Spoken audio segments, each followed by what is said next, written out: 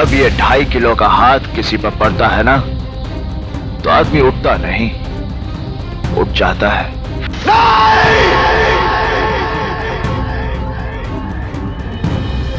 मैं सिर्फ एक पुलिस ऑफिसर नहीं हूं, मैं इंडियन हूं, इंडियन। जब कोई माँ की इज्जत लूट रहा हो, तब बेटा बाप से परमिशन लेगा? नहीं, उस हैवान को वही मार डालेगा, और यही मैंने किया, क्योंकि मेरे लिए माँ और मुल्क एक है। मैं उन सब देशद्रोहियों को मार डालूंगा जो इन जैसों का साथ दे रहे हैं, और उन सबको मारने का हक सिर्फ मुझे ही नहीं बल्कि हर इंडियन को है, और ये हक हमसे कोई नहीं छीन सकता। हम हाथ मिलाना भी जानते हैं, हाथ उखाड़ना भी। हम गांधी जी को भी पूछते हैं, चंद्रशेखर आजाद को भी। मैं भी पहले प्यार से समझाता हूं, फिर हथियार से। तू किस तरह समझना चाहता है, फैसला कर ले। जिंदगी में कुछ बनने, कुछ कर दिखाने और अपना अलग रास्ता बनाने वालों का मैं हमेशा साथ देता हूँ। वसीम खान, ये तेरी खाला का घर नहीं है कि तू जब चाहे आए, जब चाहे चला जाए। यहाँ से बाहर जाना तो दूर, मेरी मर्जी के बिना तू सांस भी नहीं ले सकता। मैं यही तुम्हारी आंखों के सामने रहकर तुम्हारे मुल्क को बर्बाद कर दूंगा, क्योंकि तुम्हारे मुल्क में बिकने वालों की, पैसों के लिए गद्दारी करने वालों की तादाद बहुत ज्यादा है। उससे भी ज्यादा तादाद है देश के लिए कुर्बान हो जाने वालों की। चाहे हमें एक वक्त की रोजी ना मिले, बदन पे कपड़े ना हो, सर पे छत ना हो, लेकिन जब देश की आन की बात आती है तब हम जान की फांसी लगा देते हैं। और ये बात हम तुम्हें कितनी बार बता चुके हैं, 65, 71 और कारगिल में भी। भूल गए? बेइज्जती उसकी होती है जिसकी कोई इज्जत हो। क्राइम अगर दिन पे दिन बढ़ता जा रहा है तो इसके जिम्मेदार हम हैं। कल तक लोगों की जेबें काटने वाला आज लोगों के गले काट रहा है तो इसके जिम्मेदार हम हैं। चरस गांजे की तस्करी करने वाला आज हथियारों की तस्करी कर रहा है तो इसके जिम्मेदार हम हैं। एक चकला चलाने वाला देखते देखते सरकार चलाने वाला बन जाता है तो इसके जिम्मेदार हम हैं। जनता ने देश की हिफाजत के लिए बॉर्डर पर जवानों को रखा है, और समाज की हिफाजत के लिए हमें। जवान तो अपना काम करते हैं, लेकिन हम कारगिल में जब हमारे जवान शहीद हुए थे तो पूरा देश रोया था। लेकिन जब एक पुलिस वाला मरता है तो लोग उल्टा खुश होते हैं, कहते हैं कि अच्छा हुआ एक घुसखोर कम हुआ। जिसकी नसों में ईमानदारी का खून दौड़ रहा हो, जिसका दिल देश के लिए धड़कता हो, उसका जोश कभी ठंडा नहीं पड़ सकता। थोड़ा कोऑपरेट करो, मेरा साथ दो, ऐश करो। तू कोऑपरेट कर और मेरे साथ चल। तुझे सरकारी दामाद बनाकर अच्छी तरह से खातिर करूंगा।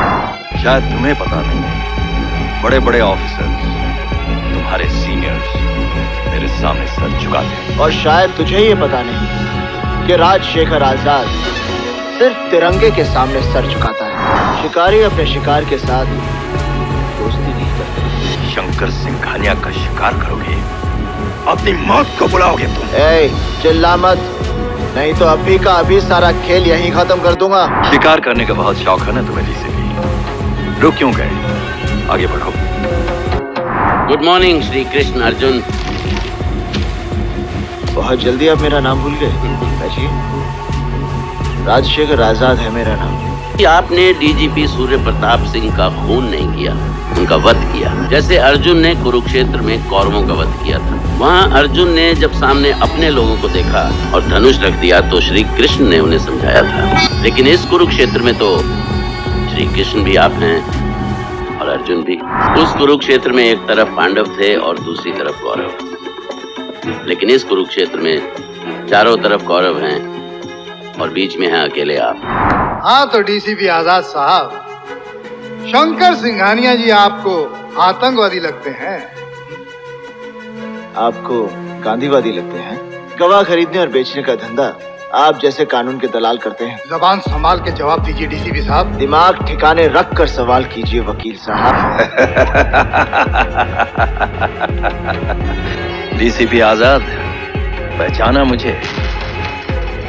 तुमने जंग का ऐलान किया, मैंने शुरुआत कर दी, और होनी को कौन टाल सकता है? सब तकदीर का खेल है। मौत अपना रास्ता नहीं बदलती, जो भी उसके रास्ते में आता है चला जाता है। हम निशाना किसी और को बनाते हैं, पर मरता कोई और है। अच्छा होना, बुरा होना, सब शंकर के हाथ में है। जय भोलेनाथ। शंकर सिंघानिया की जिद तुमने देखी नहीं है। मजबूर कर दूंगा सरकार को। मंदिर की बात तो पुजारी करते हैं, मैं तो व्यापारी हूं। ये जमीन हमें पसंद आ गई है, हमें चाहिए। लेकिन ये जमीन मंदिर के नाम है। मंदिर के नाम हो या शंकर सिंघानिया के नाम हो, दोनों एक ही बात है। और वैसे भी जमीन की जरूरत भगवान को नहीं, इंसान को होती है। मूर्ति हटाओ या मंदिर, ये जमीन हमें चाहिए तो चाहिए। अपनी दलाली के साथ इसकी कीमत हमें बता दें। क्यों डीसीपी आजाद, बहुत गुस्सा आ रहा है? जो लोग जोश में आकर होश खो देते हैं, उनके साथ ऐसा ही होता है। वसीम खान के साथ तुम मेरा रिश्ता साबित करना चाहते थे ना? सीना ठोक कर कह रहा हूं, उसके साथ मेरा रिश्ता है। लेकिन तुम तो क्या, तुम्हारा पूरा पुलिस डिपार्टमेंट इस बात को साबित नहीं कर सकता। शेर को जख्मी करके उसी की गुफा में चला आया। मुझे नहीं पता था कि तुम इतने बेवकूफ हो आजाद। बेवकूफ तो तुम हो जो इतना भी नहीं जानते कि सांप के बिल में हाथ वही डालता है जो उसकी जहर का तोड़ जानता हो। तोड़ जोड़ का हिसाब तो मैं तुमसे करूंगा डीसीपी। तेरे शरीर की हड्डियों के इतने टुकड़े करूंगा कि तेरी आने वाली नस्ल तक इस दर्द को महसूस करेगी। तुझे भी मैं अभी नहीं मारूंगा, क्योंकि मुझे ये साबित करना है कि तू एक देशद्रोही है, गद्दार है। और जिस दिन मैंने ये साबित कर दिया, उस दिन मैं तुझे गिरफ्तार नहीं करूंगा, मार दूंगा। मैं जानता हूं इस वक्त तुम बहुत दुखी हो, लेकिन होनी को कौन टाल सकता है? ये सब तकदीर का खेल है। मौत अपना रास्ता नहीं बदलती, जो उसके रास्ते में आता है जाता है। और फिर हम तो निशाना किसी और का लगाते हैं, मर कोई और जाता है। अच्छा होना बुरा होना इंसान के हाथ में है शंकर सिंघानिया, ऊपर वाले के हाथ में नहीं। और फिर एक अच्छा पुलिस ऑफिसर सिर्फ कानून का ही नहीं, बल्कि कानून की कमजोरियों का भी फायदा उठाना जानता है। मान गए ना वसीम खान की ताकत को? गौर से सुनो, वो दिन बहुत जल्द आने वाला है जब ना ये मुल्क आजाद रहेगा और ना ये आजाद। अब तू गौर से सुन, ये आजाद रहे ना रहे, लेकिन मेरा देश आजाद है और हमेशा आजाद रहेगा। जानता तू अब तक जिंदा क्यों है? क्योंकि मैं ये साबित करना चाहता था कि शंकर सिंघानिया तुझ जैसों का एजेंट है, और आज उसने तेरी रिहाई के लिए सरकार को धमकी देकर खुद साबित कर दिया कि वो देशद्रोही है। अब मुझे तेरी कोई जरूरत नहीं। हम गांधी जी को भी पूछते हैं, चंद्रशेखर आजाद को भी। मैं भी पहले प्यार से समझाता हूँ, फिर हथियार से। नमस्कार, हमारा नाम वीर बहादुर सिंह है। यहाँ के लिए ये नाम नया है, लेकिन यूपी में हमारे नाम का डंका बजता है। वहाँ हमें रैली निकालने के लिए या सभा करने के लिए पुलिस से परमिशन नहीं लेना पड़ता है। हमारे चेले ने शहर की दीवारों पर पोस्टर चिपका दिया तो सारे आईजी, डीआईजी, कमिश्नर हमारे घर भागते भागते आते हैं, नेताजी करते हुए। ये जलवा है हमारा। पिछले साल हमारे एक चेले से एक पुलिस वाले ने तू तड़क से बात कर दी। हमने खड़े खड़े 15 बस ठुकवा दिए, ऊपर से दंगा करवाया सो अलग। और सुनो, अभी की बात है, मेरे छोटे भाई ने एक लड़की को जरा सा यूं ही छेड़ दिया। माधुरी दीक्षित बनकर घूम रही थी, जवान खून गर्मा गया, पकड़ लिया तो उस लड़की ने मेरे छोटे भाई के मुंह पर तमाचा मारा। जानते हो बाद में मैंने क्या किया? पहले तो उसे भरे बाजार में नंगा घुमा दिया, बाद में चला दिया। किसी ने छू तक नहीं किया। ये रुआब है हमारा। शॉर्ट में ये समझ लीजिए कि हम किसी जगह 2 मिनट के लिए खड़े हो जाते हैं, सभा शुरू हो जाती है। अगर चल दिए तो जुलूस निकल जाता है, और अगर सो दिए तो हड़तालें हो जाती है। अब आप सोचेंगे, जब हमारा राजनीति वहां इतना अच्छा चल रहा है, फिर हम यहाँ क्यों आए? आप शक्ल से शरीफ और सीधे साधे लगते हो, इसलिए आप ही को बता दें, हम अपनी पार्टी को क्षेत्रीय से राष्ट्रीय बनाना चाहते हैं। दिल्ली का राजनीति है जब तक हमारे पास 2-4 MP न हो तो सूटकेस कहां से मिलेगा? और जब तक वो सूटकेस माल से भरा हुआ न हो तो पॉलिटिक्स करने से फायदा ही क्या है, हाँ? इसलिए हम अपना और अपनी पार्टी का जनाधार बढ़ाने के लिए यहाँ आए हैं। अब हम यहाँ हड़ताल करेंगे, मोर्चा निकालेंगे, तोड़-फोड़ करेंगे, तभी तो यहाँ की जनता हमें नोटिस करेगी, समझे? एक बात हम क्लियर कर दें, हमारी मीटिंग में पब्लिक से ज्यादा हमारे चेले चपाटे रहते हैं और हमारा उनको निर्देश रहता है कि जरा भी पब्लिक इधर उधर हो तुरंत हंगामा शुरू कर दे।